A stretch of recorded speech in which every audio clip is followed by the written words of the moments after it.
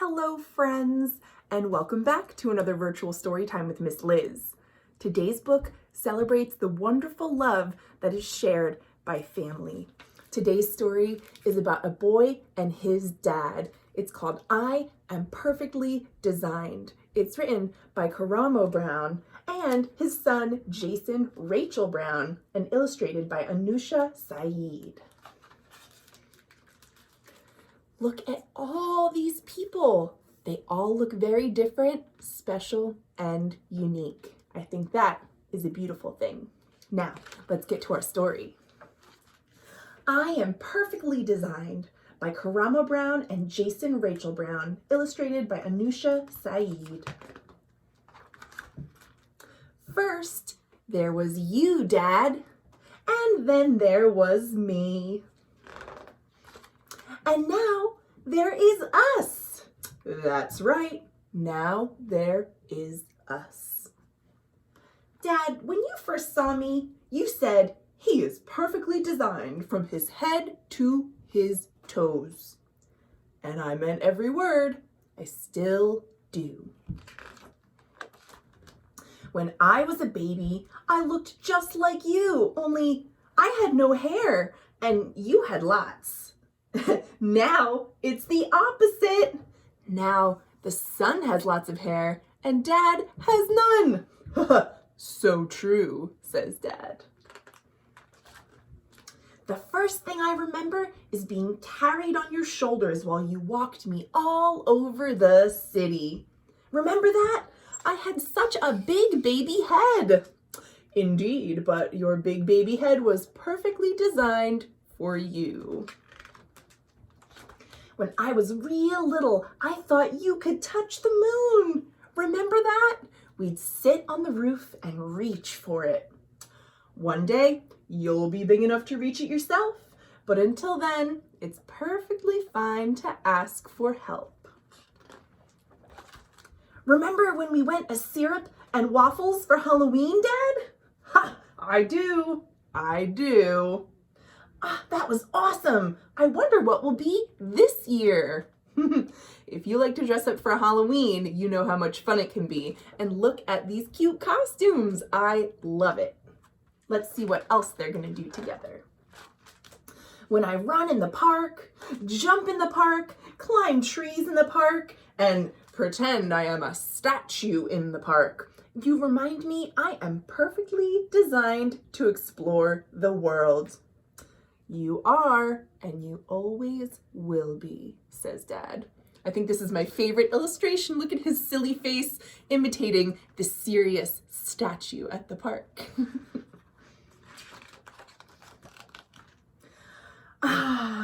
Look how much fun they're having together, laying on a blanket. They have some picnic lunch, some lemonade. And look at this young person staring with love in his eyes at his dad.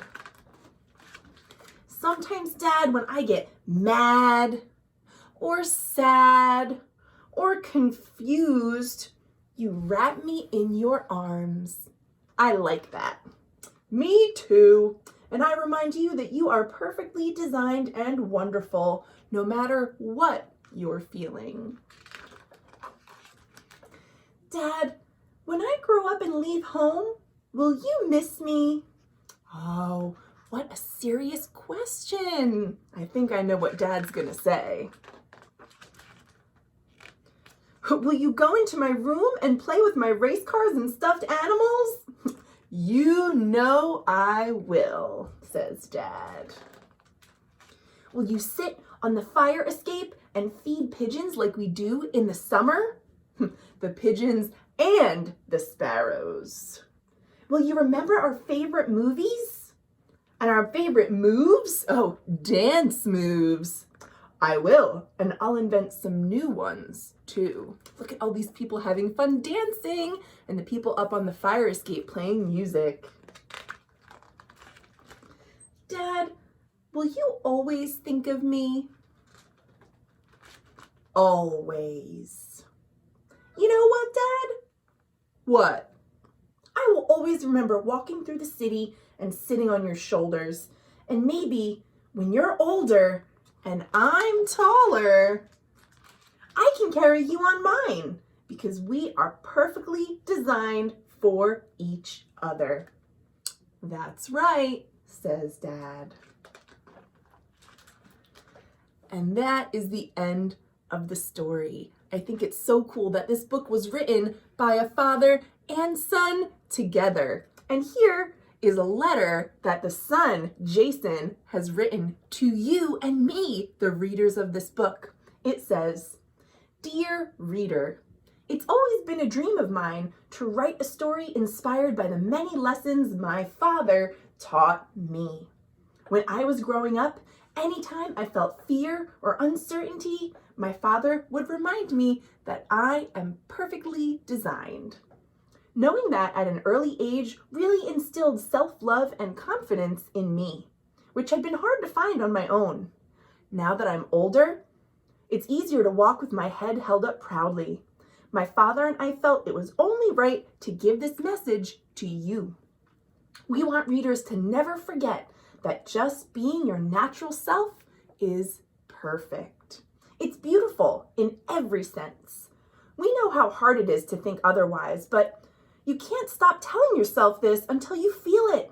Like everything in life, it takes some time, but with repetition, you will learn to walk with your head held higher than the Eiffel Tower." Jason Brown. That's exactly right. Karamo Brown. And here they are in a picture together, Jason and his dad, the two who wrote the words in this book. And that is really, really the end. I hope you all enjoyed reading with me today. And as a reminder, since I skipped a story on Monday, I will see you all tomorrow for more great books on the weekend. Thank you all for reading with me. And in the spirit of this book, I want to give a big thank you to my dad, who has been sharing and keeping track of all my virtual story times all year long. And I think if his calculations are correct, today's story is number 241. Is that right, Dad? He'll let me know in a little bit. Thank you all for joining along with me for another virtual story time. See you next time.